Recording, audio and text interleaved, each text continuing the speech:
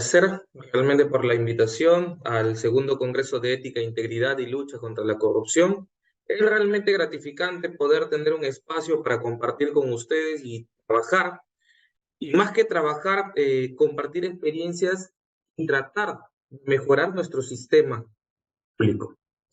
Es realmente importante estos tipos de espacios, no solamente académico, porque nos permite establecer en la academia o establecer en supuestos situaciones que pueden generarnos conflictos en la realidad y que van a generar, lógicamente, problemas legales tanto a los servidores y funcionarios públicos. Y tenemos específicamente el tema, cómo evitar denuncias contra la corrupción. ¿Qué entendemos por corrupción? Cuando hablamos de corrupción entendemos que, lo dice ahí, es uno de los más grandes problemas que afectan al Perú. Todos los peruanos y peruanas lo sabemos, desde los casos más simples, cuando un funcionario pide una coima para agilizar algún trámite, hasta los grandes casos. El expositor que me ha antecedido específicamente ha tocado un caso muy importante con respecto a la Fiscalía de la Nación. Situaciones pues que ya no vamos a mencionar porque ya ha sido, entiendo, ampliamente debatido en este momento. En esencia, la corrupción como problema que afecta a cualquier país y en este caso al Perú, va desde una simple coima a un efectivo policial en la intervención de un carro, específicamente cuando se encuentras conduciendo, hasta las grandes esferas. Los funcionarios y servidores públicos no están exentos a esta problemática social. No es una problemática social de ahora, tiene una larga data. Es más, nuestro Perú empieza a tocarse con mayor fuerza y fortalecimiento desde el año 2000. ¿Desde qué momento específicamente? Desde la apertura o la existencia, la caída del régimen fujimorista. A razón de eso es donde se establece, a razón de poder descubrir en los actos de corrupción, la creación de las fiscalías especializadas anticorrupción. Es decir, se empieza a dar mayor fuerza para poder determinar la concurrencia de estos ilícitos y, lógicamente, de grandes esferas hasta las menores. La corrupción es el uso indebido del poder para obtener beneficios irregulares, económicos o no. Esto es muy importante, económicos o no.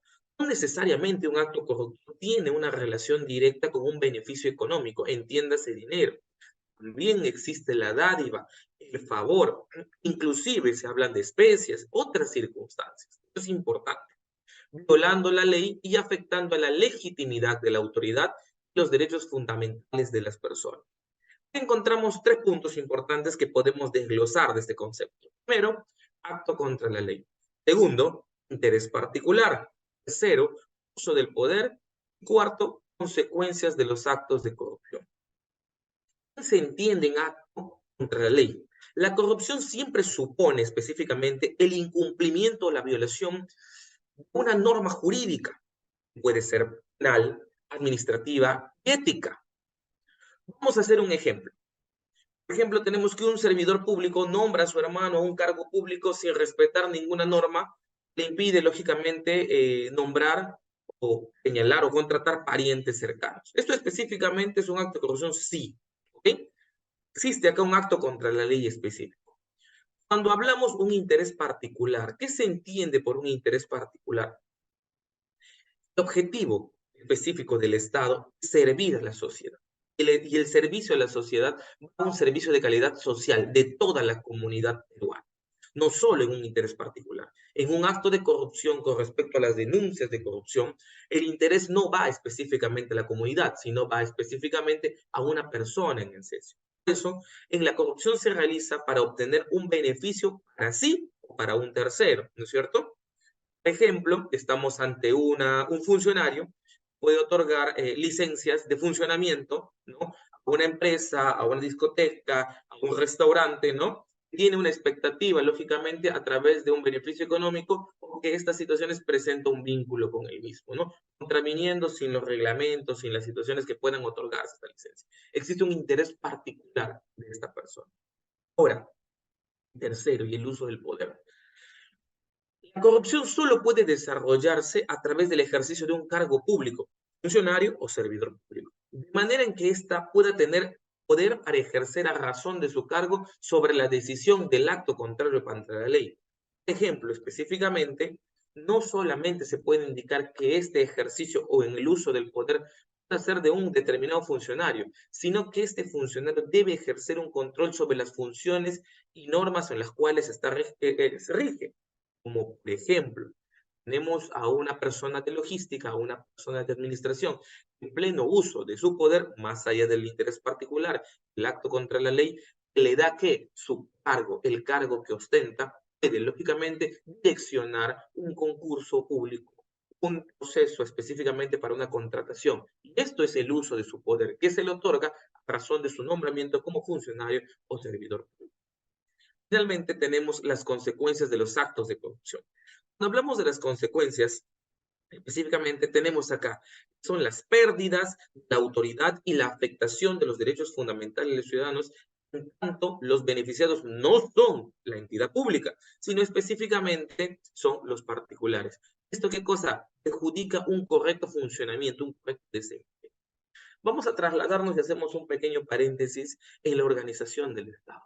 ¿Por qué específicamente existen tres poderes diferentes? ¿Por qué no está canalizado el solo poder ante una sola persona a través del ejercicio como era en la época antigua, en la época medieval, en la época de los reyes, en la época de la monarquía?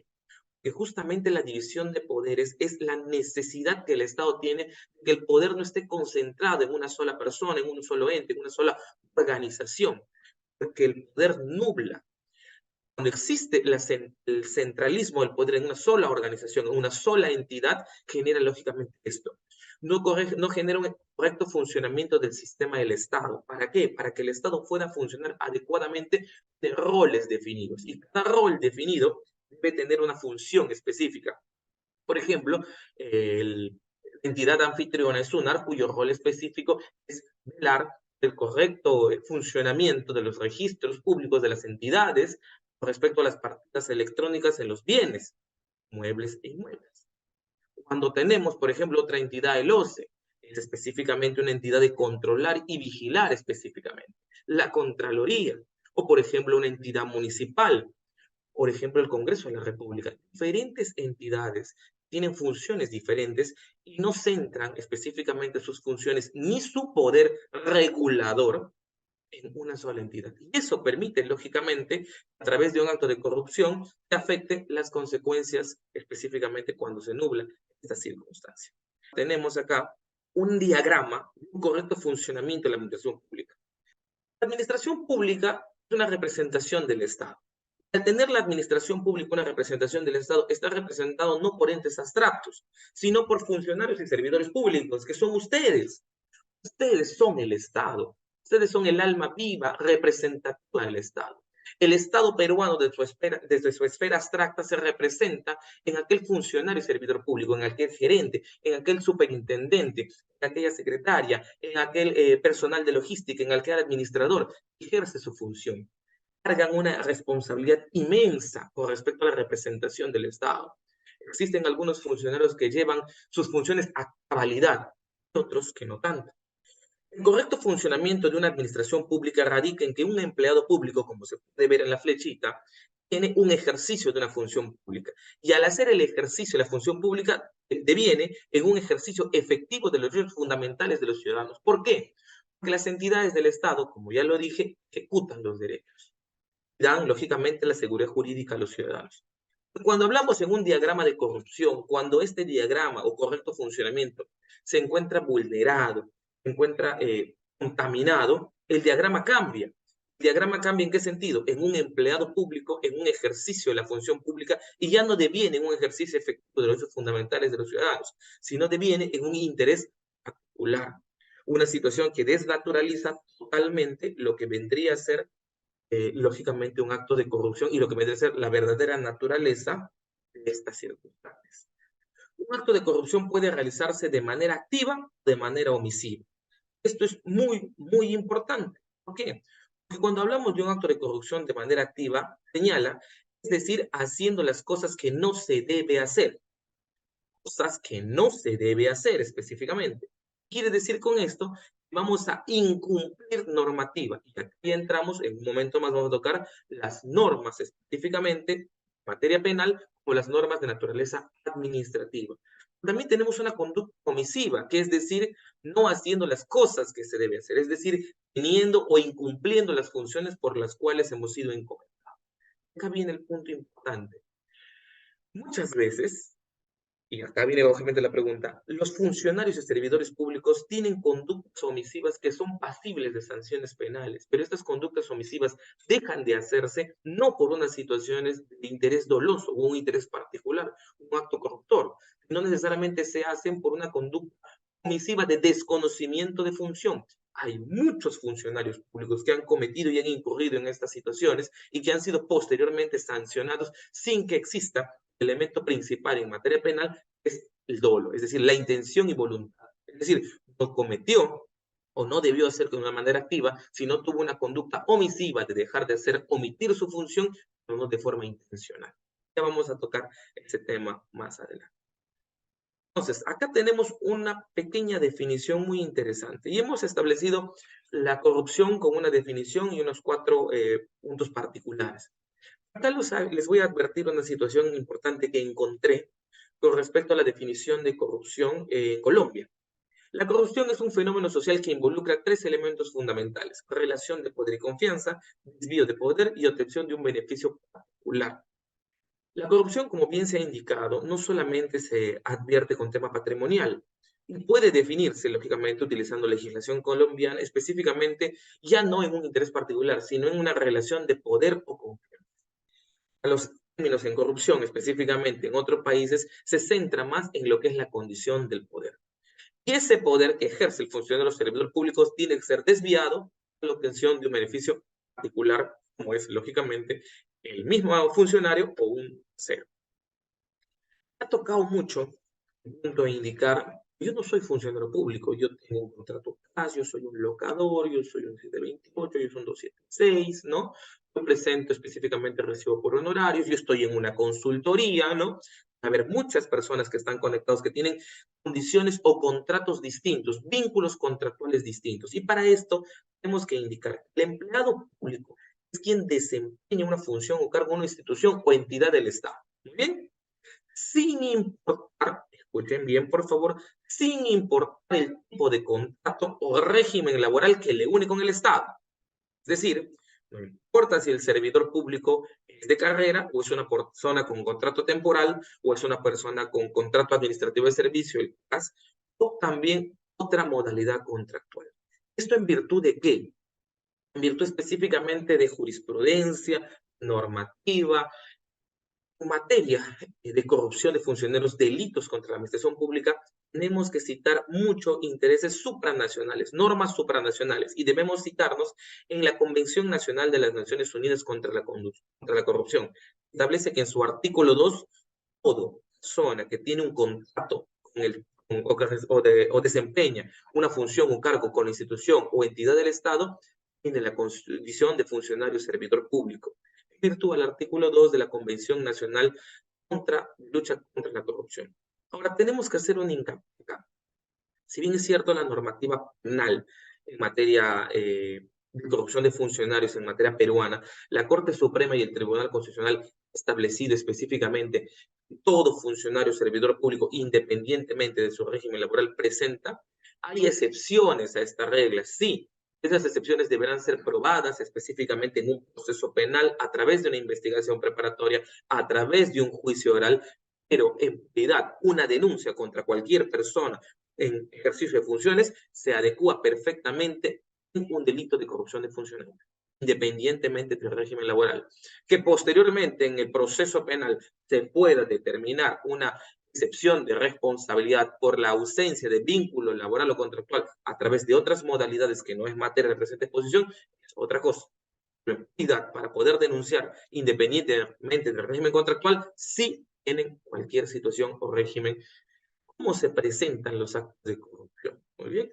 Los actos de corrupción en un funcionario servidor público se presentan de dos formas: a través de delitos o infracciones. Muy bien. Cuando hablamos de delitos o infracciones, tenemos específicamente ¿qué cosa? Tenemos una condición de que son diferentes naturalezas. Cuando hablamos de diferentes naturalezas, hablamos específicamente de que los delitos son actos de abuso de la función pública que se encuentran prohibidos por la norma penal.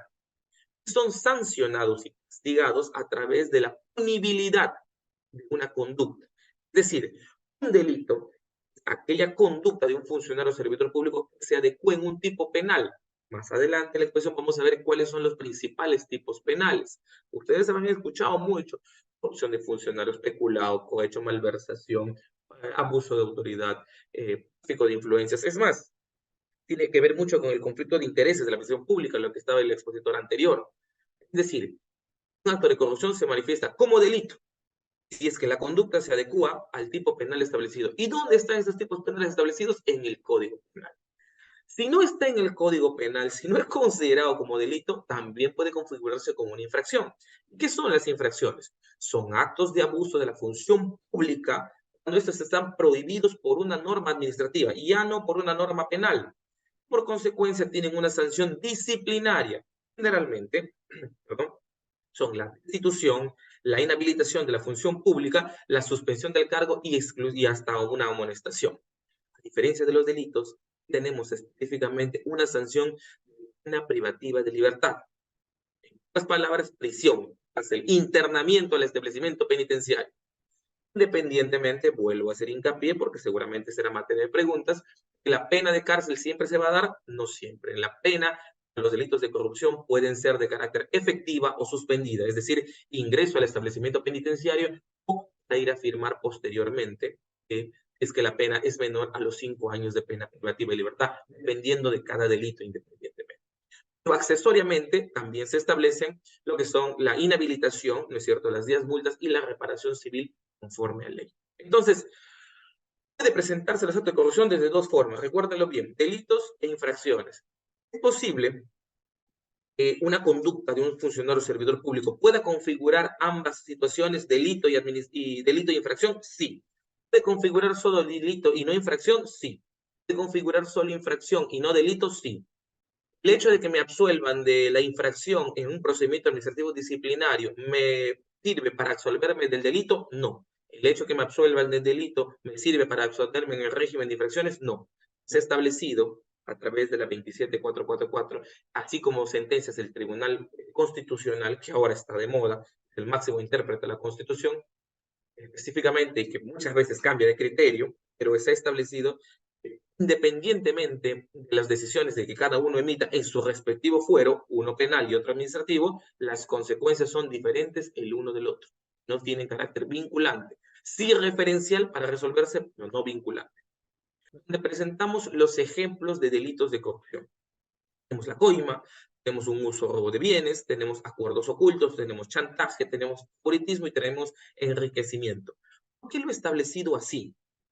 Porque establecer en esta exposición un análisis del tipo penal con respecto a los verbos rectores de cada delito, sería sumamente extensivo y una hora resultaría imposible. Una clase de derecho penal, para los que obviamente ya conocen y son abogados, lógicamente nos toma inclusive hasta 4 semestres para poder introducirnos a la materia de los delitos de corrupción de funcionarios. Con respecto a los funcionarios, he tratado de resumir en estas 6 conductas. ¿Y en qué consiste la coima específicamente? Tenemos la coima. ¿Qué es la coima? Es la entrega de dinero u otro beneficio a un empleado público, así de simple. Es el uso o robo de bienes. Es específicamente el uso de bienes, obviamente estatales, ¿no?, por un fin distinto al que le corresponda, o la apropiación de los mismos. Son los acuerdos ocultos. Son pactos, en su mayoría obviamente secretos, porque no son públicos, son de índole privado e índole clandestino, ¿no? Un funcionario y un sujeto externo, un extraneus, ¿no?, para lesionar su labor como funcionario o servidor público. Es un chantaje específicamente. Es una forma de cómo un empleado público busca obtener algún beneficio a cambio de realizar o omitir una conducta, ¿no? Yo te chantajeo, pido específicamente realizar alguna conducta a través de un beneficio, omito mi conducta, no la realizo. El favoritismo, ¿en qué consiste el favoritismo? Específicamente, cuando se hablaba en el expositor anterior, que es la última exposición que pude llegar a poder percibir, se habla de un conflicto de intereses. Y cuando se habla de un conflicto de intereses, es el empleado, servidor público, promete, favorece, conduce y conduce a alguien a un vínculo que tiene con él y le da un favoritismo para poder ejercer esta. Y finalmente, el enriquecimiento, ¿no? Es el enriquecimiento sin justificación de un empleado público, lógicamente a razón de la existencia de delitos de corrupción de funcionarios, ¿no? Ha visto, pues, funcionarios públicos que tienen un enriquecimiento notoriamente palpable, ¿no? Pero se desconoce, lógicamente, los ingresos. No hay que olvidar que un funcionario y servidor público tiene un ingreso establecido. La SUNAT, a través de su sueldo, se puede determinar. Más allá de los otros ingresos extra que podría generarse, es muy complicado cuando esta persona crece patrimonialmente y no justifica sus ingresos, que puede conllevar a otros tipos de situaciones como lavado de activos o un proceso de extinción de dominio. Ahora, ejemplos de actos de corrupción, pero de contenido administrativo. No olvidar que nos pasamos en el sentido de la condición de delito e infracción. Cuando hablamos de la condición de infracción, tenemos acá 4 importantes que hay que resaltar. Primero, recibir remuneración y pensión del Estado.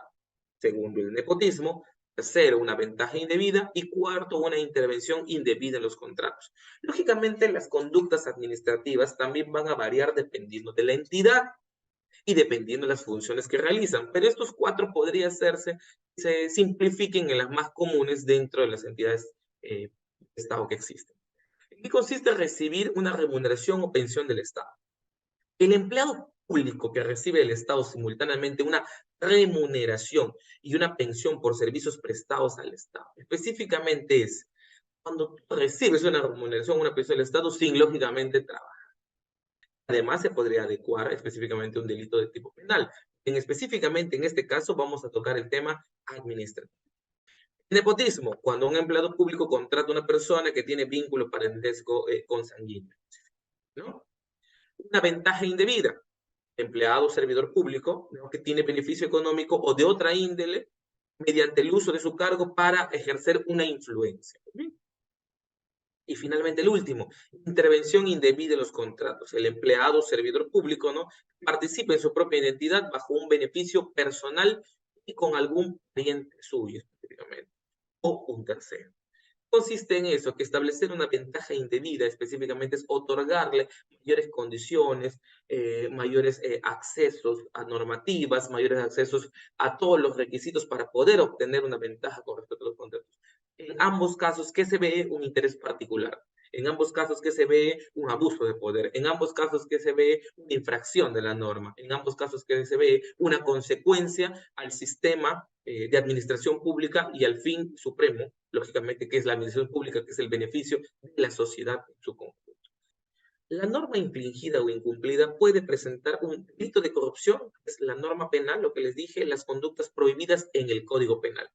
Y los actos de corrupción de contenido administrativo es la norma administrativa, las conductas prohibidas por la ley en la institución pública, la ley de Contraloría, el reglamento oficial de funciones, es el ROF actualmente, funcionario, el Código de Ética de las Funciones Públicas y otras normas administrativas.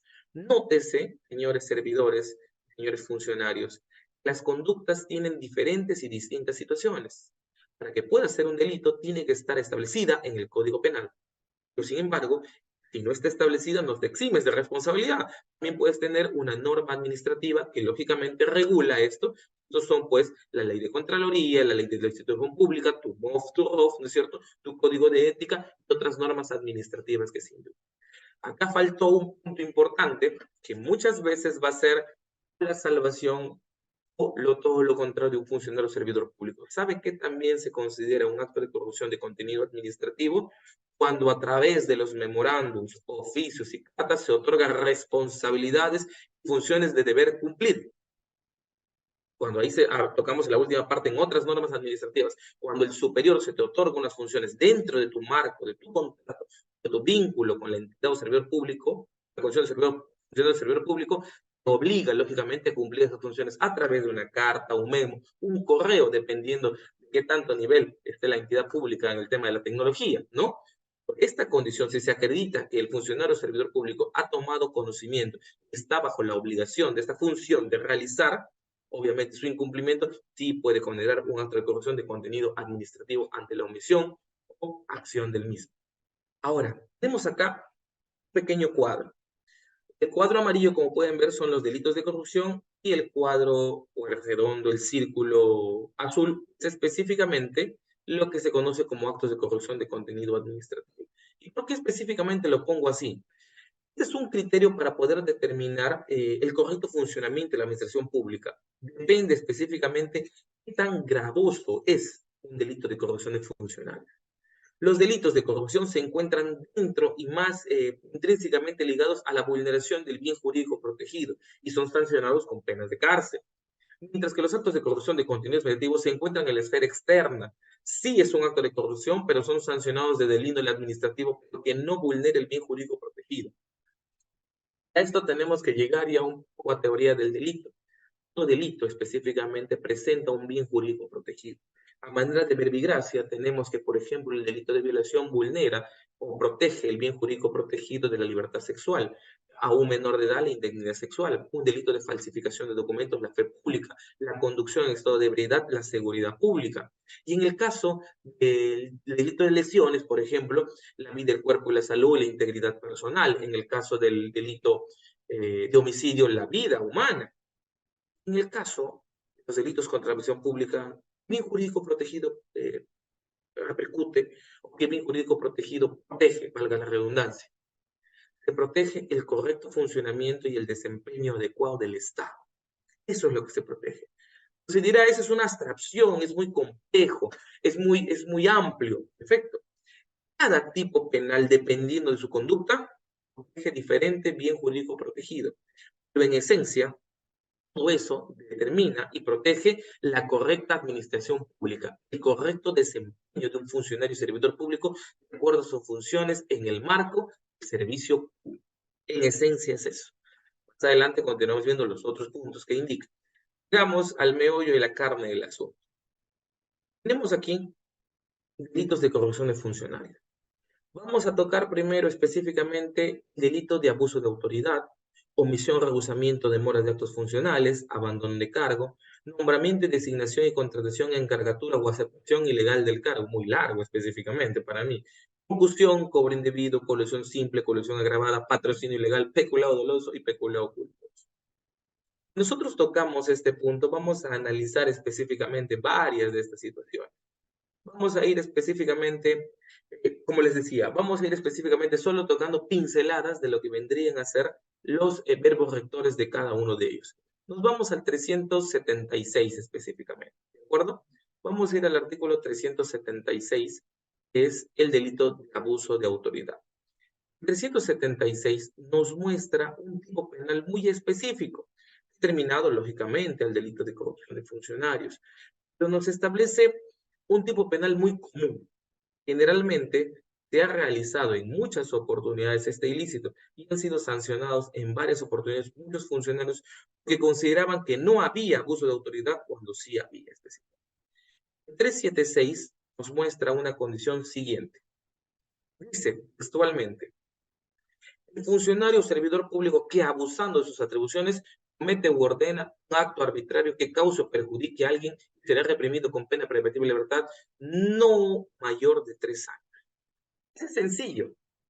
Habrán dado cuenta en su experiencia de como funcionarios servidores públicos que ha habido muchos funcionarios abusando de sus atribuciones, han cometido o ordenado algún acto arbitrario en virtud de sus facultades y su poder. ¿Cómo podemos determinar qué abuso o qué acto cometido o ordenado es un acto que abusa de las atribuciones? Muy sencillo. Si no está en tu reglamento, si no está en tu MOF y no está en tu ROF y no tiene las facultades en virtud de tu cargo, extralimitas esa circunstancia, cometes abuso de autoridad. Esto es un delito muy, muy común, que generalmente no se denuncia. ¿Por qué? Porque gracias a Dios, a ustedes como funcionarios de servidores públicos, los ciudadanos desconocen y pueden interponer acciones penales con respecto a un abuso de autoridad específicamente en su contra. Y generalmente se va por el índole administrativo. No hay que olvidar que específicamente, si bien el Ministerio Público es el titular de la acción penal, es necesario que exista una denuncia previa de parte, ¿no es cierto?, para que se pueda accionar esta situación. El siguiente es el 377, algo básico, que es la omisión, rehusamiento, demora en actos funcionales. Esto consiste, el que ilegalmente omite, rehúsa o retarda algún acto de su cargo será reprimido con pena de libertad no menor de 2. Cuando la omisión o rehusamiento de demora en actos funcionales está referido a una solicitud de garantías personales o casos de violencia familiar, la pena se da en no menor de 2 y mayor de 5, una circunstancia agravante. Se condena acá. Se condena que el funcionario demore, omite, rehúse o retarda algún acto a su cargo. Pero acá hay un tema puntual que exime de responsabilidad. Y si el tema es cómo evito me denuncien, dice ilegalmente. La omisión, rehusamiento, retardo de algún acto en cargo de la función de un funcionario servidor público debe estar justificado. Eso existe en lo que se conoce como el plazo administrativo. Ante cualquier acto a su cargo de una persona, existe lógicamente un plazo administrativo.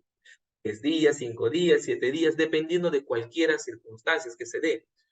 Y un funcionario, por favor no me van a dejar mentir, ustedes hacen labores titánicas con poco presupuesto, con poco recurso, con un estado deficiente, con una situación de que no se les alcanza necesariamente todos los recursos necesarios y con sobretiempo, con horas extra, a veces no son remunerados adecuadamente. Por favor, no se me tome para hacer denuncias que excedan, lógicamente, las circunstancias de horas extra, porque esa ya es facultad de cada funcionario servidor. Toda esa carga genera un retraso de un acto a su cargo. Creo que sí. Muchas veces los plazos administrativos no pueden cumplirse, no porque uno no desee, sino porque el típico término que se utiliza es humanamente imposible. La carga de un funcionario servidor público se extralimita a un factor humano y es imposible el cumplimiento dentro del plazo. Pero la pregunta es, ¿el ciudadano exige al Estado una respuesta del ejercicio legítimo de su derecho? ¿Tú le vas a contestar o es válida, valga la situación está aclarando, es válida la respuesta en indicarle tu acto administrativo, tu servicio está demorando por causas de un estado deficiente? Que yo soy humanamente imposible de realizarlo dentro del plazo, no puedes. Específicamente, porque ese ciudadano recurre al Estado para un servicio adecuado, porque ustedes son los quienes los protegen, porque ustedes son los quienes salvaguardan su derecho. Eso, lógicamente, condena y conlleva a una configuración del tipo del 377. Pero nos salva lo siguiente, dice el funcionario de que ilegalmente. Esta omisión, este rehusamiento o este retardo debe ser ilegal. Si obviamente hay una carga que extralimita las funciones humanas naturales, no deviene en ser legalmente. Viene absolutamente en una condición de que sí es posible ese retraso y no es ilegal. Pero una recomendación adicional que se indique es que comunique al superior en grado de cada entidad pública, ¿no? La incapacidad o la falta de recursos, la sobrecarga, ¿no? Y la imposibilidad humana de poder contestar en el plazo. Aquella comunicación a través de documento idóneo será una herramienta y un arma para poder justificar aquel retraso existente. Y si es factible también solicitar y comunicar, ¿no?, al administrado este retraso por motivos específicos. Si bien es cierto, esto no nos liberará del artículo 377, omisión, rehusamiento, demora de actos funcionales, pero en el devenir del tiempo, lógicamente, nos emitirá una eximencia de naturaleza procesal en el cual, lógicamente, no va a haber una sentencia con respecto a esto. El 380 es el abandono de cargo. Creo que es el ilícito menos factible o menos común que se ha visto. ¿Por qué? Que para cometerse un abandono de cargo, es específicamente lo que indica, ¿no? Es que abandona el cargo sin haber cesado, sin haber finiquitado su contrato, sin haber cesado legalmente en el desempeño del mismo, abandonas y te retiras y dejas a la suerte, a tu condición, a tu cargo y a la administración pública. Esa condición o ese tipo penal tiene una sanción de 2 años. Eso, recomendación. ¿Qué hacer para evitar ese tema? No solo no abandonar el cargo, sino lógicamente presentar la denuncia y cesar legalmente. Acá hay un punto importante. A veces se solicita o se cesa pidiendo una exoneración de unos 30 días de finiquitar el contrato y muchas veces la entidad nos niega. Muy bien. Lastimosamente la entidad tiene esta facultad. pero consideración de eximencia de los 30 días adicionales para el cese del contrato, para la renuncia expresiva del servidor o funcionario público, lógicamente tiene que estar en consenso con el superior o quien te lo va a otorgar, ¿no? Siguiente, tenemos el 381. Este 381 es muy interesante porque es un ilícito que ha sido modificado recientemente, este año, si no me equivoco, fue en enero, fue en enero del 2023, para inicios de año. Establece el funcionario que nombra, designa, contrata, encarga a una persona quien no concurre los requisitos legales para un cargo público, será reprimido con una pena no mayor de 2 ni mayor de 4. Acá venimos con este punto. El 381 nos otorga la obligación de que la persona a quien se designa, contrata o encarga debe tener los requisitos legales. Pero acá el tipo, ¿no es cierto?, presenta una anomalía que ya ha sido materia de cuestionamiento. ¿Quién determina los requisitos legales para un cargo público? Hablemos de una municipalidad. La ley orgánica de municipalidades, la ley específica de Contraloría, el MOF, el ROF de la entidad. Muy bien, hay veces que el MOF y el ROF de la entidad no se encuentra actualizado y presenta requisitos legales distintos a los exigidos por ley. La pregunta es, ¿podría contratarse un nombramiento, designación, contratación de una persona utilizando las normas internas de la entidad? Sí. Sin embargo, esto ha conllevado a hacer muchas consultas específicamente a la Contraloría, para que, inclusive al Tribunal Servir, para que pueda emitirse un pronunciamiento. Una de las cosas que se ha emitido es que el pronunciamiento de Servil ha indicado que ha exhortado a las entidades a adecuar sus normativas administrativas respecto a los requisitos de sus funciones, de los funcionarios servidores públicos, a las normas matrices. O hasta que esto no realice, este ilícito penal aún está en proceso de cumplimiento. En algún determinado momento el Estado o el Estado, con los temas de las entidades, van a llegar a un nivel de unificación de los requisitos legales para el cargo público. Mientras esto suceda, obviamente hay la pequeña salvedad. Luego vamos ya a ilícitos mucho más fuertes, que es el 382. 382 es la concusión. Perdónenme. En este caso, cuando hablamos de un funcionario servidor público que obliga o induce a una persona a dar o prometer indebidamente para otro un beneficio patrimonial. Muy bien. Cuando hablamos de un ilícito de concusión, aquí ya no hablamos de qué manera podemos evitar la denuncia por un delito de corrupción. Porque hablar de evitar la denuncia por un delito de corrupción de esta manera correspondería a que deberíamos indicar cómo realizarlo sin que lleguemos a conclusión, y eso no es correcto. Lo que debe hacer acá es aplicar los principios de deber de lealtad y probidad del funcionario y servidor público, no inducir a promesas u otras circunstancias de actos de corrupción, en las cuales vamos a ver casi al final de la exposición a través de un cuadrito y una tabla que he elaborado para ustedes. El siguiente es el 383 como cobro indebido, ¿no? Señala el funcionario o servidor público que abusando de su cargo exige o hace pagar o entregar contribuciones o emolumentos no debidos a la cantidad que excede la tarifa legal y será reprimido con pena perpetua no menor de 1 ni mayor de 4. Muy bien. Específicamente, cuando se habla acá de un cobro indebido, ¿podría indicarse algunas situaciones para evitar este ilícito? Sí. Cuando se habla específicamente del abuso de su cargo. Abusando de su cargo. Esto quiere decir que va a tener que realizar acciones sobrepasando sus facultades. Para tú sobrepasar tus facultades con respecto a estas situaciones, para poder exigir o hacer pagar o entregar contribuciones no debidos, específicamente, ya requieres, te pasas a la esfera, desconoces estas circunstancias. Cuando existe una tarifa legal, es decir, cuando se habla de tarifa legal, se habla específicamente monto salarial, un nivel remunerativo, y existe una escala ya a la fecha. No hay que olvidar, y les pido las disculpas, que el Código Penal tiene más de 25 años de vigencia. A través del tiempo, obviamente se ha mantenido este término, inclusive este tipo ha sido modificado en el año 2016. Entonces, cuando uno establece sueldos mayores a los establecidos, pues, es una situación de cobro indebido. Vamos a indicar acá un tema puntual que realmente se da en las entidades como municipalidades. En el caso de las municipalidades, se advierte específicamente un aumento indebido de los sueldos a razón de otras normativas que no tienen sustento legal y que terminan, lógicamente, en ilícitos penales con sanciones como las advertidas, ¿no? Tenemos ahora el 384. El 384 es la colusión.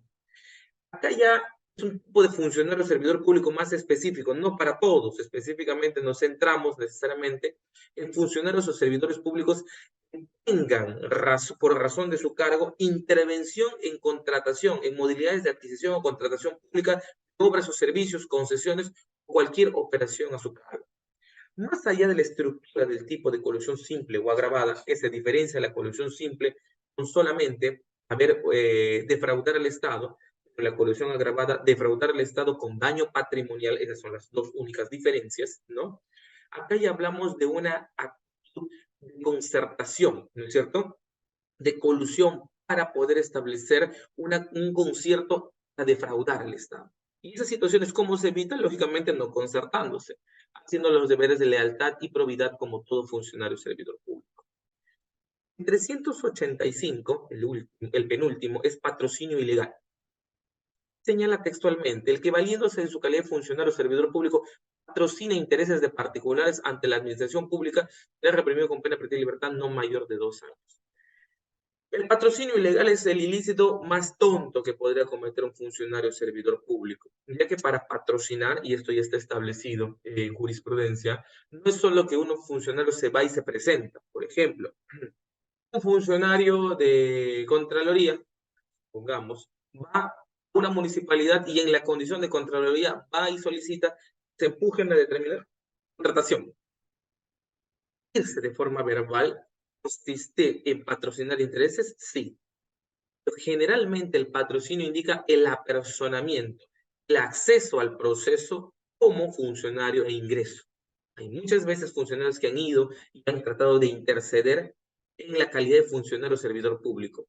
Generalmente un funcionario nunca va a presentar un escrito firmando su nombre, lógico, ¿no? Generalmente se hace de índole clandestino. Para poder sustentar el patrocinio ilegal, lógicamente se da a través de las circunstancias de que tiene que haber una grabación o alguna forma que se acceda que éste ha intentado, ¿no? Teniéndose la condición de funcionario o servidor público, ¿no? Ahora, esto también se da en unas situaciones cuando hablamos de patrocinio ilegal, también tenemos mucha influencia en lo que son el patrocinio del ejercicio de la profesión del abogado. Los abogados quienes ejercen, obviamente, patrocinios o alguna otra profesión que tenga que emitir informes u otras circunstancias, valiéndose en su calidad de funcionarios, emiten ese informe. Por ejemplo, vamos a hacer una verbigracia muy sencilla. No tiene necesariamente una relación específica con entidades del Estado, sino con la Policía Nacional del Perú. Un perito de la Policía Nacional del Perú o del División Médico Legal, ya sea un perito psicólogo, un perito contable, ya sea un perito de ingeniero de Policía de Ingeniería Civil o un perito contador que pertenezca, esté vinculado contractualmente con las entidades del Estado, puede patrocinar intereses particulares ante la opción pública, es decir, emitir otros informes para poder ir en contra de su entidad, presenta un patrocinio ilegal a todas luces. Y el último, de esta ráfaga, que es el 387, es el más conocido y el que sale en todas las noticias, el peculado doloso específicamente. El peculado doloso y culposo, tenemos un paréntesis acá. ¿Cuál es la diferencia entre el dolo y la culpa? El dolo es conocimiento, voluntad, intención de cometer el ilícito. La culpa es específicamente lo contrario, es la forma en la cual es un actuar negligente, imprudente, en el cual realizar el ilícito por no conocer, por desconocer o por tener una acción negligente. No con la intención de apropiarse o utilizar, sino que por negligencia, una falta de deber de cuidado, comete, lógicamente, la apropiación así o para otro caudales o efectos. Acá es importante advertir algo, cuya percepción, administración o custodia le estén confiados. Acá vamos a sectorizar esta condición de los funcionarios y servidores públicos porque solamente se va a aplicar en peculado a aquellos funcionarios y servidores que tengan la condición o el poder de percepción, administración o custodia de estos caudales o efectos del Estado, ¿no? Si no los tiene, no ingresa en este tipo penal. ¿Cómo evitar que me denuncien? Lógicamente, actuando diligentemente con estos caudales que están a tu percepción, administración o custodia, que vamos a llegar al cuadro siguiente. Tenemos acá otros ilícitos como peculado de uso, malversación, retardo injustificado de pago, usamiento de entrega de bienes, cohecho pasivo propio, impropio, cohecho pasivo específico, negociación incompatible, tráfico de influencias y enriquecimiento ilícito.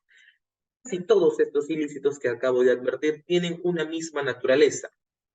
Del 388 al 401, todos tienen la condición dolosa. Es decir, si lo han cometido o han llegado a cometer ese tipo de ilícitos es porque hubo la intención y la voluntad, el concierto, la forma de concertarse para llegar a este punto. ¿Cómo vamos a evitarlo? Este es un pequeño texto que lo he copiado, y acá está citado la fuente, que es Ministerio Público, Fiscalía de la Nación, Fiscalías Anticorrupción de Prevención. Les comenté que las fiscalías anticorrupción fueron creadas o tiene su inicio, su origen en el año 2020, no, 2000, disculpe. A ver, permite, sí, específicamente la creación de las fiscalías especiales en delito de corrupción de funcionarios se da el 10 de noviembre del 2020, ¿ok? Fueron lógicamente creadas específicamente para destinadas a investigar los develados actos de corrupción del gobierno del expresidente Alberto Fujimori y su asesor Vladimiro Montesinos. Es decir, si no hubiera habido estas situaciones, no se hubieran creado las fiscalías especializadas en ese momento. Y ahí pues ha ido un crecimiento notorio y una lucha frontal contra la corrupción que ya no solamente se centró en ese gobierno, sino se extendió como el cáncer a otros gobiernos en situaciones pues que ya sabemos todos, ¿no? Y vemos en las noticias día a día. Cuando vi estas situaciones de cómo prevenir la corrupción, me pareció muy interesante compartirlo con ustedes. ¿Por qué? Porque yo estoy a favor y parte en contra de estas circunstancias, más allá de que algunas personas que están escuchando puedan estar. Y nosotros vemos acá, son puntos que la Fiscalía Anticorrupción señala en cómo prevenir la corrupción, pero a través de una política criminal que se maneja dentro de la esfera, poder crear un Estado eficiente, esto no va a coadyuvar, no va a ayudar. Veámoslo. Compromiso de lucha contra toda forma de corrupción sancionado de manera drástica y efectiva a los corruptos, sean actores públicos o privados, recordando que las responsabilidades son individuales. Muy bien, lindo, específico y lindo.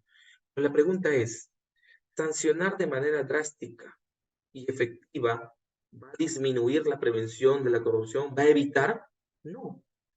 A través del tiempo, desde el año 2000, las penas por delito de corrupción de funcionarios han aumentado abismalmente, inclusive sobrepasando las penas a ilícitos en las cuales haya bienes jurídicos protegidos, advertidos o mancillados como la vida. Es decir, matar o asesinar es mucho menor la pena a un acto de corrupción.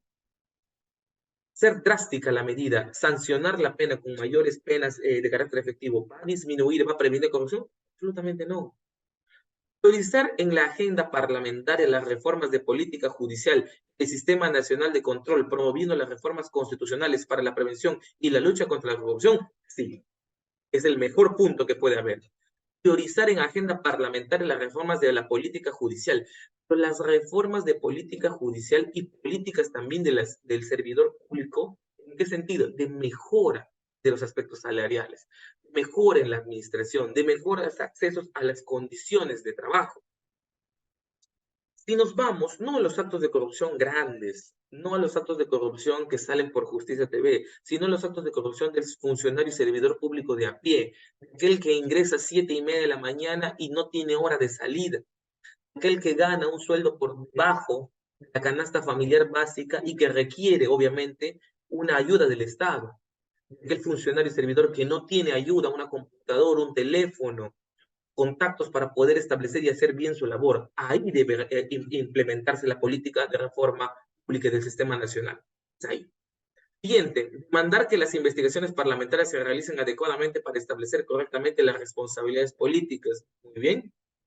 No admitir en las listas electorales los partidos políticos a personas que tengan sentencias o resolución firme con delito de corrupción, aun cuando hayan sido rehabilitadas. Eso ya es el hecho posterior a la consecuencia. Cuando un funcionario y servidor público ya cometió el acto y está sentenciado, no te dejo participar. Bueno, esto es más que todo una sanción posterior, ¿no? No puede ser una forma preventiva. Fortalecer la Comisión de Alto Nivel de Anticorrupción para desarrollar el plan de lucha contra la corrupción en el 2017 y 2021. ¿No? Es parte de la política del Estado. Siguiente, fortalecer los equipos especiales de alto nivel de lucha contra la corrupción del Poder Judicial y del Ministerio Público, exhortando a que jueces y fiscales actúen con mayor objetividad. Los jueces y fiscales actúan con objetividad, sí. Tenemos una crisis política actual en la cual va a ser dilucidada en las próximas semanas. Entonces, cuando hablamos de objetividad, hablamos específicamente de fortalecer equipos especiales, justamente son esos equipos especiales los que están desnaturalizando un propio sistema de justicia que se diluidecerá, como lo dije, en las próximas semanas. Entonces, ¿en quién recae la responsabilidad ahora? Hago un pequeño paréntesis. ¿En quién recae la responsabilidad ahora?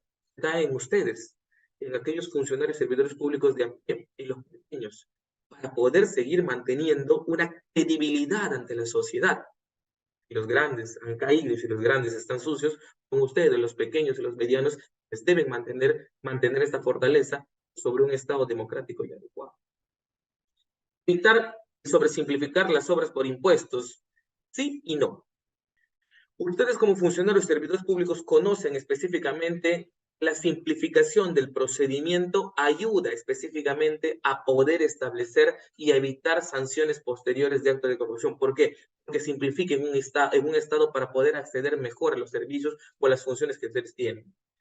La política de Estado va hacia la simplificación, sin hablar, lógicamente, de las barreras burocráticas que Indecopi ya ha desarrollado ampliamente. Ustedes recuerdan, hace menos de 10 años, el no tener o no adjuntar una copia de DNI era específicamente el rechazo de un trámite. Eso es considerado una barrera burocrática absurda. Entonces, cuando hablamos de simplificación de trámites, simplificación de obras y simplificación de cualquier acto administrativo, esta simplificación esté centrada a mejorar el sistema, no a que esta simplificación permita que lógicamente pueda manipularse por los funcionarios y servidores públicos, y para esto hay que hacer políticas de Estado en aplicar la simplificación en otras circunstancias. Simplificarlos no teniendo fácil acceso, sino estableciendo formas y normas para poder mantener un control. Finalmente, sancionar duramente los actos de omisión de función, lo dije, están duramente sancionados. Visibilizar el gasto de contrataciones de los servicios. Existe una página, lógicamente, portal de transparencia donde se indica todos los gastos, y con respecto a las entidades públicas hay también Contraloría, y hay páginas web que actualizan constantemente los temas de los gastos. Finalmente, dictar la obligatoriedad de la declaración de intereses. Esto específicamente ya hay y está vigente. Entonces, la fuente del Ministerio Público y la Fiscalía de la Nación no nos ha ayudado mucho. No, ¿y cómo sabemos que no nos ha ayudado mucho? Me tomé la libertad de ver el primer Congreso de Ética, Integridad y Lucha contra la Corrupción, porque estamos en el segundo, y pude apreciar la exposición de una ponente que se llama Wendy Ledesma Orbegoso. Nos brindó en ese momento, hace exactamente un año, el 6 de diciembre del 2022, este pequeño balance que copié. Dice que al 6 de diciembre del 2022 se recibieron 11.226 denuncias de corrupción, justamente lo que tratamos de evitar. Las regiones con mayor incidencia de denuncias han sido Ayacucho, Lima Centro y Cusco. 73 casos en trámite, 27% de casos resueltos. 1.281 condenados solo en ese año 2022, el año pasado. No tenemos aún los datos del 2023, no acabamos el año. Los distritos fiscales con mayor nivel de condenados son Lima, con 135, Lima Norte con 77 y Lambayeque con 73. Uy, no olvidar que Lambayeque, tierra Breñafe, Chiclayo, tiene uno de los más altos niveles de corrupción, obviamente, en gobiernos regionales. Un 69% del total de condenados corresponden a funcionarios públicos. ¿Por qué les traje esto a colación? El último dato, 69% de condenados corresponden a funcionarios públicos. Funcionarios como ustedes que estamos en esta charla, hace un año han sido condenados. De esos 11.226 denuncias, 69% han sido condenados por este tema. ¿Esto quiere decir qué cosa? Un balance estadístico, ¿estamos yendo por un buen o mal camino? Estamos yendo por un mal camino. ¿Qué puedo hacer para evitar me denuncien por cualquiera de estos delitos? Ya establecí, ya comenté, ya expliqué más o menos la estructura de los delitos básicos y temo ya llegar a la parte final. ¿Qué puedo hacer? ¿Qué podemos hacer? Podemos adecuar nuestra conducta lo siguiente: desempeñar funciones y obligaciones de manera eficiente y eficaz. Mi referencia es el artículo numeral 1 de la TNUCS. Prevenir el conflicto de intereses y ejercer su cargo en forma imparcial. Informar a las autoridades competentes sobre los actos de corrupción. Lógicamente se llama deslindar responsabilidad. Velar porque los recursos públicos asignados utilicen de forma más eficiente y eficaz posible. Esto creo que ya es criterio lógico de un funcionario servidor público. Si tenemos recursos públicos asignados, no es lógico que vamos a velar porque exista una eficiencia, sea eficiente y eficaz el uso de los mismos, porque esa es la función, ¿cierto? Declarar actividades externas o ajenas al cargo. Esto es un punto importante. A veces los funcionarios y servidores públicos tienen actividades adicionales que consideran no entran en colisión, no entran no se enfrentan, no existe colisión con respecto a las funciones. Pero siempre es bueno declararlas para evitar cualquier situación posterior. Si esta colisiona con la misma, el acto de declaración puede eximirte de esta responsabilidad, ¿no? Declarar sus bienes y los parientes cercanos, esa es una obligatoriedad al momento de la contratación. Entonces, evitar declarar esas circunstancias, pues lógicamente te va a generar problemas más tarde. Proteger la información confidencial. La prensa es la primera que tiene los informes de las entidades públicas antes que las partes procesales. Es decir, la prensa saca en el noticiero de las 8 de la noche del domingo el informe de tal entidad aún no ha sido notificado a ninguna de las partes. Ninguna de las partes. Y esto es vulneración de la información confidencial. Eso no se hace. Lógicamente no se hace porque no se debe, sino porque también es parte de una conducta. ¿Ustedes creen que esa información o ese informe salió de una forma gratuita, por amor a la defensa de los derechos y el proceso? No, realmente tiene otra connotación. Entonces, eso es importante tener en cuenta. Estas son específicamente las 7 puntos que considero compartir con ustedes a efectos de poder mejorar y evitar las denuncias con respecto a corrupción. Ahora, cuando hablamos de corrupción, también hablamos de contratación pública, y es una de las principales razones de la corrupción. Entonces, yo les doy la siguiente recomendación. Solicitar la información relativa a las contrataciones, como primer punto, y garantizar la equidad entre los participantes en los procesos de contratación.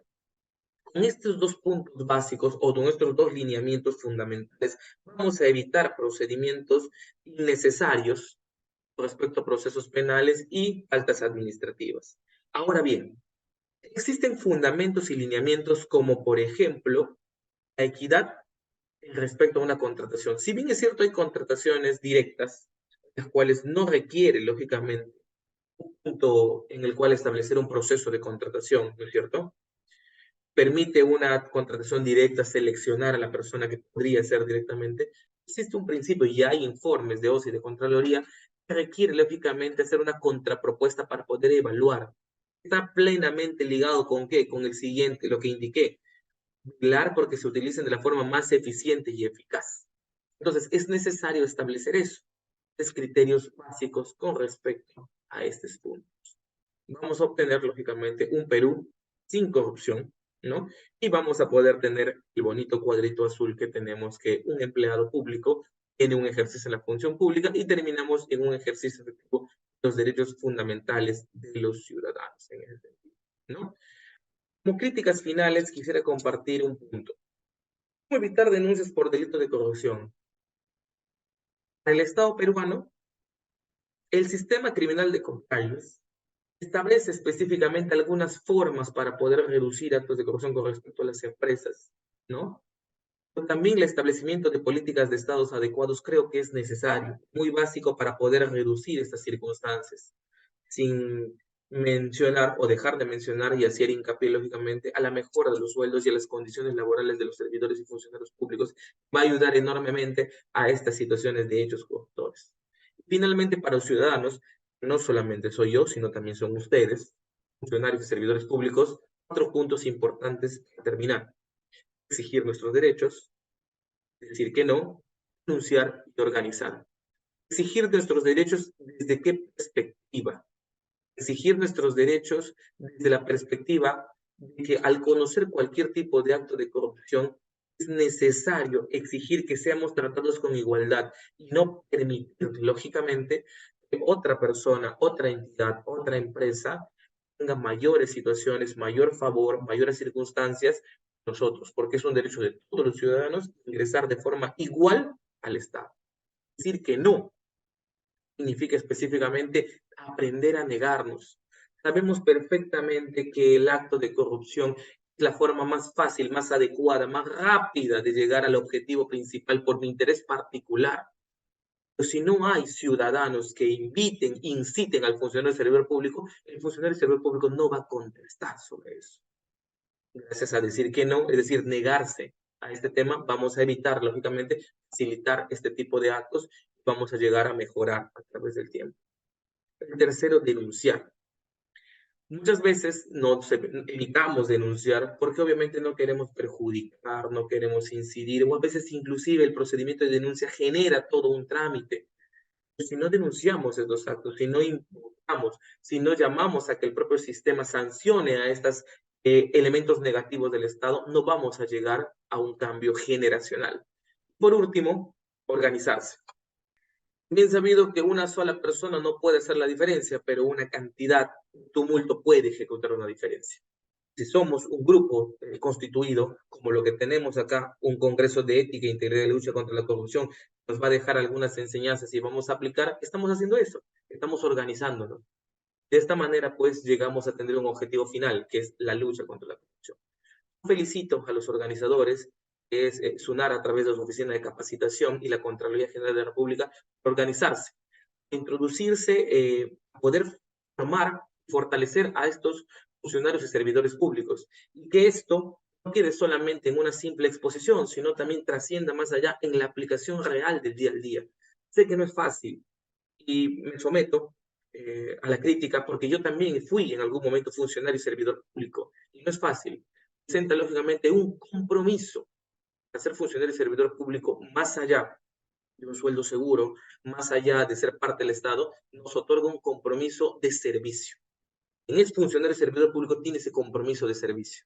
De crisis, con esto termino, de crisis políticas como las que vivimos ahora, las altas esferas de condiciones, corresponde, repito, a nosotros, funcionarios, o ustedes, rango medio y rango inferior o menor rango, de mantener el equilibrio en el Estado para poder seguir sirviendo a nuestros ciudadanos en un país próspero, adecuado, un Estado de Derecho en el cual todos queremos y todos soñamos. Si podemos llegar a esto, estoy seguro que el segundo Congreso de Ética, Integridad y Lucha contra la Corrupción valió la pena y realmente las enseñanzas van a dar frutos no hoy, sino en el tiempo. Gracias, he concluido.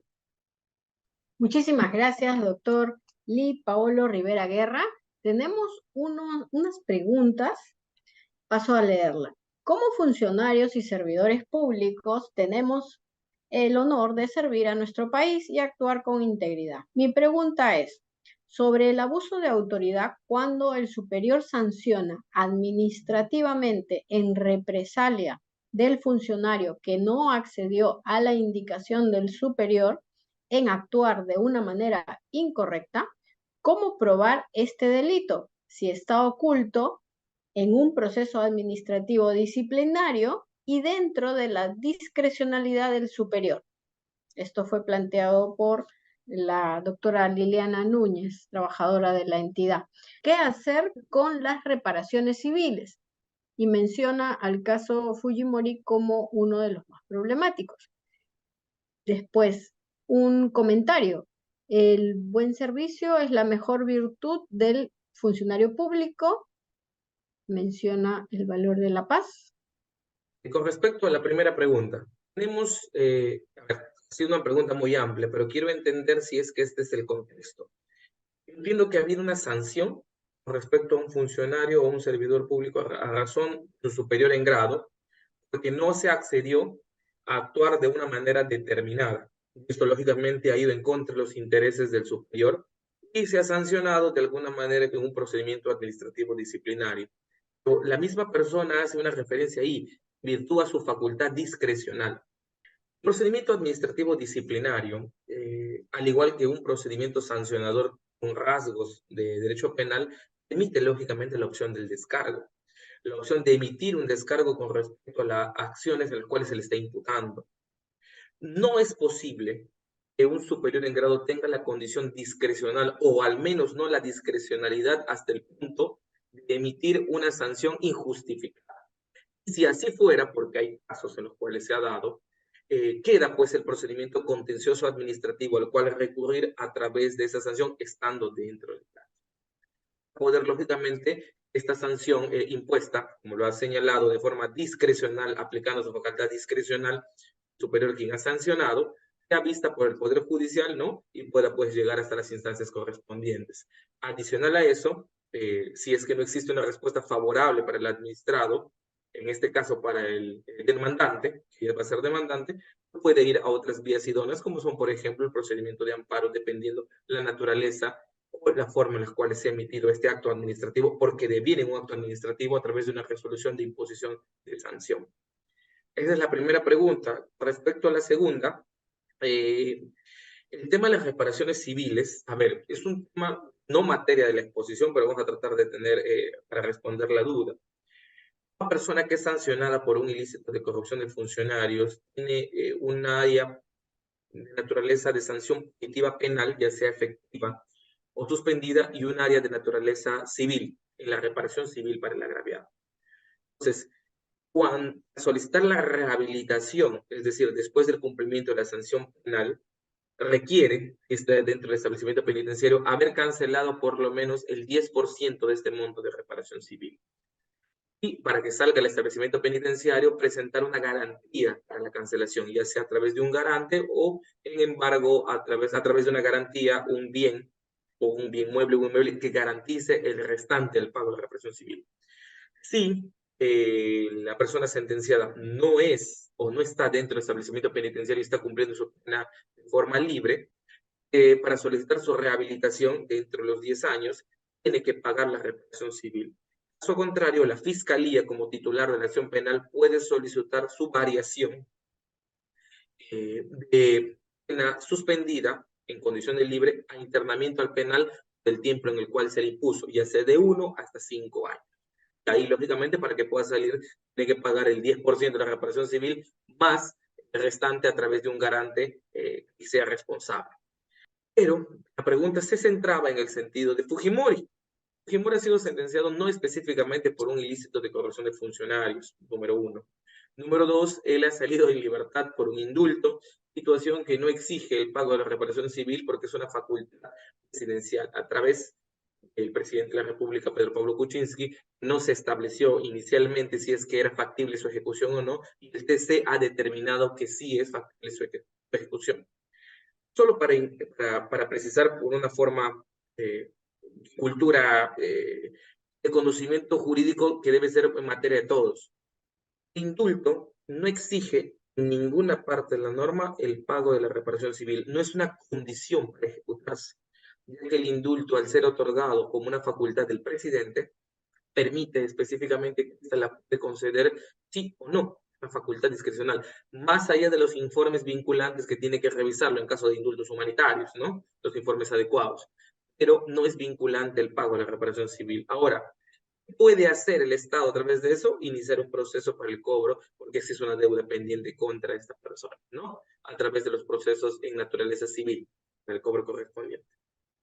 Hay dos preguntas más, creo que hasta tres. Le voy iniciando con la lectura. La primera es, ¿qué sucede cuando un funcionario público actúa con ética e integridad, pero lo despiden injustificadamente? La siguiente pregunta es, ¿qué hacer cuando una procuradora de una entidad se dedica a denunciar a diestra y siniestra sin sustento legal alguno? ¿Tiene el servidor alguna forma de defenderse y evitar los problemas que refieren estar envuelto en un proceso de una denuncia? El abogado por un día cuesta más de lo que se gana en un mes. Y luego tenemos una pregunta más. ¿Por qué en la práctica se da que funcionarios en procesos judiciales y administrativos vinculados a corrupción, que son de conocimiento público, son los que encabezan las instituciones públicas de los gobiernos de turno? Y finalmente, respecto a las faltas disciplinarias por servidores públicos, entiendo que por principio de tipicidad estas deben ser expresas, no por algo subjetivo. Bueno, una última más. Dice, ¿no sería mejor eliminar la norma de nepotismo y si se contratan familiares de funcionarios, estos deberían cumplir requisitos del cargo? Así podría ser supervisados y sancionados en su caso. Considerar que ser familiar es ya ser corrupto es una falsa premisa. Con eso terminaríamos las preguntas, doctor. Lo escuchamos. A ver, primero, tiene que ver con la ética y la integridad. Cuando una persona que ha cometido o ha actuado con ética e integridad es separada o es pedida, ¿no? O separada de la entidad pública. Muy bien. No hay que olvidar que un funcionario servidor público tiene carácter permanente o temporal. cualquiera de las circunstancias para desvincularse, es decir, para dar por finiquitado la contratación con esta entidad, ¿ok? Tiene que sumarse y regirse bajo los presupuestos, específicamente de cada uno de ellos. Término de contrato, si es un contrato a plazo indeterminado, alguna sanción específica con suspensión, ¿no? O también con expulsión del cargo. Si no se ha dado ese margen o ese procedimiento debido, por más que se haya actuado con integridad o con ética que no tiene nada que ver con respecto a despedir a un funcionario o servidor público, lógicamente puede recurrir al derecho laboral para que éste pueda reincorporarse. Se entiende que esta persona ha salido de la entidad pública a razón de algún procedimiento administrativo disciplinario o se le ha emitido un término en el contrato. Si es un cargo de confianza, independientemente por la condición o no. Pero lo esencial es, si considera su despido, quitarle el vínculo con la entidad pública es ilegal, irregular o no adecuada, ha actuado conforme a los cánones, puede ir el derecho laboral para restituir su derecho. Respecto a la segunda pregunta, hacer con que una procuradora ejecuta denuncias a diestra y siniestra y obviamente lo hace solamente aparentemente por ejercer una molestia, ¿no es cierto?, ante la entidad. Y es verdad, la Procuraduría defiende los intereses del Estado, y eso es básico. Pero hay que indicar una circunstancia. La Procuraduría es quien establece algunas otras circunstancias, es las personas quienes establecen las denuncias y ponen en conocimiento del Ministerio Público. Es necesario advertir de que frente a denuncias sin sustento, frente a denuncias sin base normativa, sin elementos de convicción que los sustenten, queda lógicamente la posibilidad de que ante un archivo definitivo o un sobreseimiento, el funcionario pueda recurrir a denunciar a esta persona. Podría indicarse también por unas situaciones de hostigamiento, hay pues 10, 20, 30, 40, 50 denuncias que son las mismas infunciones, inclusive poner en conocimiento de su órgano de control de la misma Procuraduría. Pues hacer eso, ¿no? Pero no hay que olvidar que la Procuraduría es su función, es investigar, es denunciar, es proteger al Estado. Más aún antes, les comento también, las Procuradurías formaban parte de las entidades, pero su aspecto salarial, remuneración salía del propio, en la propia entidad, hablando un ejemplo de los municipios, era el propio presupuesto de la municipalidad quienes pagaban a la Procuraduría, y eso obviamente era incorrecto, porque si la Procuraduría estaba mal con la propia entidad municipal, ¿cómo iba a ejecutar las denuncias? Y eso era contrario a la verdadera naturaleza. Entonces que las Procuradurías ahora son órganos separados, dependen necesariamente orgánica y funcionalmente de la Procuraduría de la Nación, del Estado peruano, pero en sede en la misma entidad a efectos de poder salvaguardar pues, ¿no? y tener contacto directo. Ahora, en el punto 3, ¿me puedes repetir, por favor, la pregunta? ¿Por qué funcionarios con denuncias por corrupción, sean judiciales o administrativas, son titulares de entidad? Y la última es, ¿por qué no eliminamos eliminar la norma de la prohibición del nepotismo? Ya que considerar que ser familiar es ser corrupto es una falsa premisa, ¿no? Algo incorrecto. Adelante, doctor, y con eso terminaríamos. Me indicas que por qué se da unas situaciones de funcionarios o servidores públicos de altas esferas ocupan esos cargos sin teniendo pues sanciones. Para empezar, no podrían ocupar cargos de esta naturaleza y si lo ocupan obviamente se encuentran rehabilitados o no están sancionados de esa naturaleza.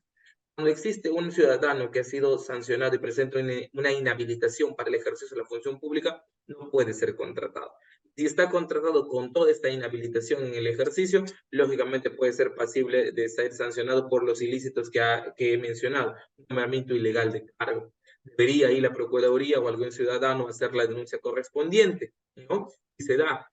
En el caso no sea así, hay que tener en cuenta que hay que mirar observar los antecedentes policiales, penales y judiciales, y es que no tiene ninguna incompatibilidad para ejercer la función que se le está encomendando, puede hacerlo.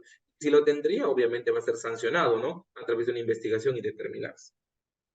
Luego me preguntaste sobre el tema de faltas disciplinarias con el principio de tipicidad y el principio de legalidad. Sí, toda falta disciplinaria se rige bajo el principio de tipicidad y legalidad. Es decir, al igual que en el Código Penal con los ilícitos, si la falta disciplinaria no se encuentra plenamente establecida la normativa administrativa para sancionarse, no puede invocarse, obviamente. Hay muchos casos en los cuales se han establecido sanciones a través de procedimientos administrativos disciplinarios a funcionarios y servidores públicos que han llegado al Tribunal Servil y han caído declarándose la nulidad justo por esto, por falta de principio de tipicidad. Los hechos no se adecúan específicamente a un tipo, y esto es por falta de conocimiento específicamente de los órganos de control y de las comisiones que obviamente hacen las sanciones, ¿no? Con respecto a esto. Había una última pregunta sobre el tema del nepotismo, los cuales debería eliminarse. Es una apreciación un poco subjetiva que tiene algo de cierto y algo de no. Lo que sucede es de que el nepotismo salvaguarda específicamente no centrar el poder. Cuando tú colocas funcionarios y servidores públicos en una entidad familiares, centras el poder porque obviamente puedes concertar, puedes coincidir, puedes dialogar, ¿no? Y eso lógicamente es uno de los pilares fundamentales que dije al inicio. El objetivo de la administración pública y del Estado es dividir los poderes, es que cada uno tenga una función específica en formas separadas. ¿Para qué? Que puedan actuar con deberes de lealtad y probidad. Si tú centras el poder en una familia, en una pareja, en un grupo en el cual está cohesionado, obviamente vas a tener una concentración de poder y eso es lo que se quiere evitar. Si bien es cierto, hay personas en las cuales puede ser un familiar, un pariente, que tengan los requisitos legales y tengan la idoneidad para el cargo, es más, podrían ser los más idóneos para sustentar el cargo, pero también hay que tener en cuenta que para pese a que tenga esa idoneidad, es necesario salvaguardar la imparcialidad. Y la imparcialidad está por sobre la idoneidad de esta otra persona. Estoy completamente seguro pueda desempeñarse adecuadamente en otra entidad, ¿no es cierto? De acuerdo a eso. Le agradecemos por su intervención. No sé si tiene alguna última mensaje para nosotros.